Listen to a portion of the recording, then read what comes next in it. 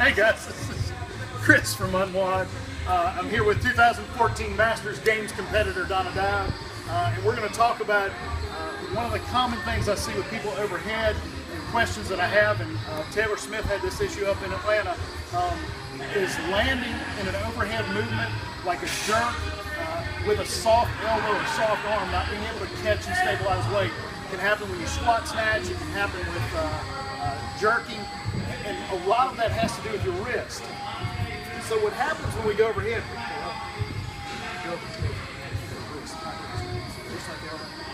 so when she goes overhead with this weight, if you can see, the bar itself, if I drew a line straight down from the bar, it would go from the back of her hand down here. There's nothing to support it.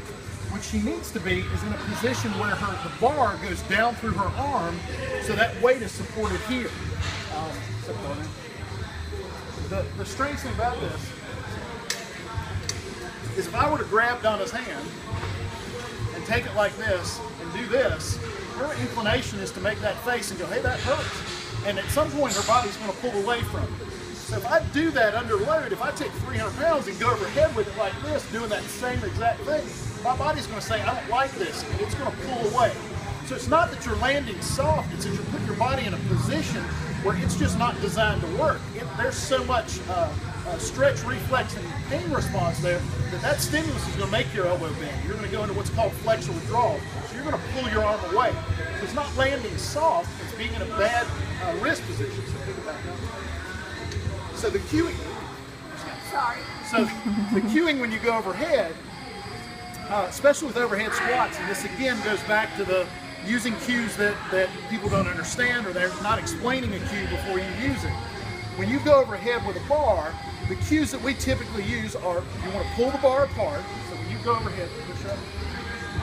She wants to pull the bar apart, which basically is going to spread her shoulders out. It's going to engage her rhomboids and basically pinch her shoulder blades together, get her in a good shoulder posture. The other thing we want to cue is punching the ceiling. So she wants to have her wrists where they're pointing further, or her hands where they're pointing up towards the ceiling, so she's in a more neutral wrist position. When she looks up at her arm, she should see that the bar is over her forearm. It's not way back here out over the space behind her forearm, because that's going to pull her backward and it's going to really stress her wrist lead. So back up here. The other thing that I like to cue people to do is to twist the weight so people can see how much weight they're lifting, which basically will engage your external rotator, so you want to twist your elbows forward. The thing that does, sit back down. And I'm going to pick up a girl bar.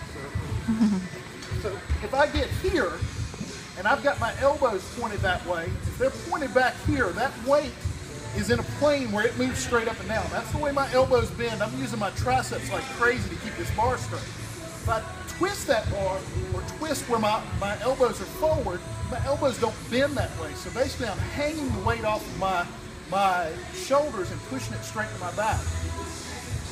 It's one of those things where you want the weight to feel in an overhead squat, a back squat, a front squat, the same way. It all goes straight through your spine. You want everything positioned where that weight goes straight through your spine. You're not worried about how strong your arms are, whether you're soft, whether you're in a weird position.